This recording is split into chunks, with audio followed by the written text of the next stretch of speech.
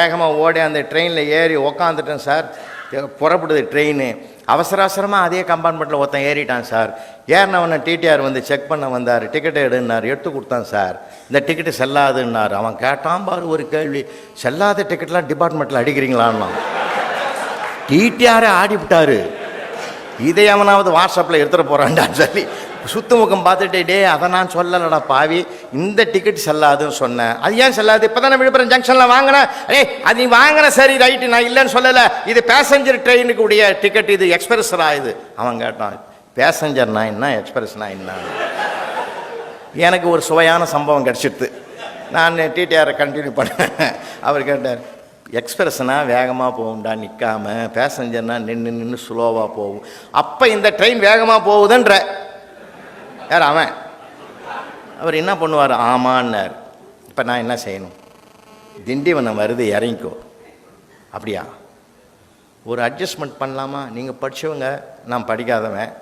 வேகமாக போகிற இந்த ட்ரெயினை ஸ்லோவாக போவையே, நான் எதுக்கு இறங்கணும்னா? டிடிஆர் சொன்னார், நான் இறங்கிக்கிறேன், நீ போன்னாரு. ஏன்னா உனக்கும் பிரச்சனை இல்லை, எனக்கும் பிரச்சனை இல்லை. யாராவது ஒருத்தர் விலகணும். அவர் எவ்வளவு சாந்தமாக பதில் சொன்னார் தெரியுமா அந்த குடிமகனுக்கு? இல்லை, அதனால் எல்லா பிரச்சனைகளுக்கும் நிறைய வரும். இதை விட பிரம்மாண்டமாக வரும், பிரம்மாண்டமாக வரும். சிலதெல்லாம் பொறுமை காக்கணும். சில வீடுகளில் பாருங்கள், பெண்கள் ஆதங்கப்படுவாங்க. அவங்களுக்கு என்றைக்குமே ஆதங்கத்தை விட்டு விலக மாட்டாங்க. என்ன வந்து திருப்பதியில் கேட்டாங்க, திருச்செந்தூரில் கேட்டாங்க, பழனியில் கேட்டாங்க, திருப்பதியில் கேட்டாங்க. எல்லாம் மொட்டை அடிக்கிற ஊர். போயும் இந்த உள்ளூர்லேயே கொடுத்தாங்களேன்னு. அந்த உள்ளூரில் கட்டினவன் ஓட்ட வேணார்கள் உட்காந்து உள்ளூரை நினைப்பான். சொல்ல மாட்டான், என்னை தவிர உள்ளூரில் எவனும் கேட்கலடி ஒன்றுன்னு. அப்புறம் அதுக்கு அடுத்தது மறந்துடுவாங்க சார். வாழ்க்கையின் சுகம் அதுதான். சின்ன சின்ன சின்ன சின்ன பிரச்சனைகள் வரும். பனி போல் வரக்கூடிய பிரச்சனைகள் உடனே மறைஞ்சிடும். சில சமயங்களில் ஸ்டூடெண்ட்டே எனக்கு கற்றுக் கொடுப்பான் சார். எட்டயபுரத்தில் பிறந்தவரை பற்றி கூறி போகிறீங்கன்னா அவன் ஏசிங்கிறான், எட்டயபுரத்தில் யாரோ பிறந்திருப்பார், நீ யாரை பற்றி கேட்கிறான்னு கேட்டான். நான் மறக்கவே மாட்டான் அதெல்லாம். அவன் ஆன்சர்லாம் நிறைய மறக்க மாட்டான் சார். 5 புலன்களை அடங்கினால் என்ன வரணும், ஆம்புலன்ஸ் வரும்னு எழுதியிருந்தான். என்ன அருமையான பதில் தெரியுமா அதெல்லாம்? அதை விட பெரிய வேடிக்கை சார், ராஜாராம் மோகன் ராய் கூறி போகிறீங்கன்னா இந்த 4 வரும் நல்ல நண்பர்கள் எழுதிக்கிறான் சார். விளையாட்டுத்தனமான வேடிக்கையான பிள்ளைங்க சார். 18ஆம் நூற்றாண்டில் வாழ்ந்தவர்களை பற்றி கூறி போகிறேன், அனைவரும் மாண்டு விட்டான்னு எழுதுனான். ஃபுல் மார்க் போட்டேன் சார் நான். இல்லைன்னா அப்படியே ஒரு ஆளை காட்டணும், நான் எங்கே போவேன்? பிரமாதமான பசங்க, ரொம்ப அருமையான பசங்க தெரியுமா உங்களுக்கு? நான் 40 பசங்களில் சார் உண்மையில் சொல்கிறேன், 2-4 ரோ இருக்கும். யாரையும் உயர்வாகவும் நினைக்கிறதில்ல, யாரையும் தாழ்வாகவும் நினைக்கிறதில்ல. ஒவ்வொருத்தருக்கும் அவங்கவுங்களுக்கு தகுந்த திறமையை கடவுள் வச்சுருக்கான் சார். அதை முதல்ல நாம் நம்பணும். எல்லாருக்கும் திறமை இருக்குது சார். திறமை வேற, புத்திசாலித்தனம் வேற. திறமை வேற, புத்திசாலித்தனம் வேற.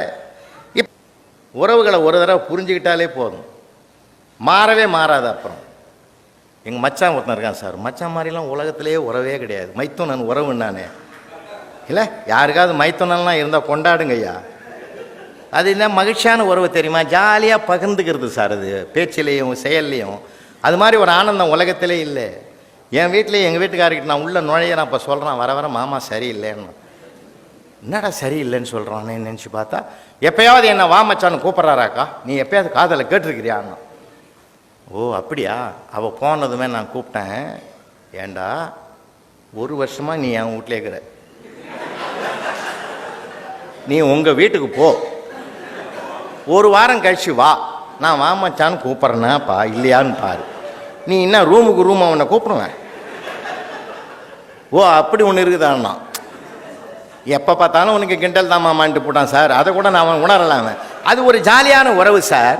அம்மை நீ, அப்பன் நீ, அன்புடைய மாமனும் மாமியும் நீ, ஒன்பொருளும் நீன்னு அப்பர் சுவாமிகள் ஆண்டவனே பாடினார். இது எப்படிப்பட்ட மண்ணு தெரியுமா ஐயா நம்ம மண்ணு? இந்த லைஃப் உலகத்தில் வருமா சார்? 60வது கல்யாணம் எந்த நாட்டிலையாவது நடக்குதா? 70வது பீமரத சாந்தி எங்கேயாவது நடக்குதா?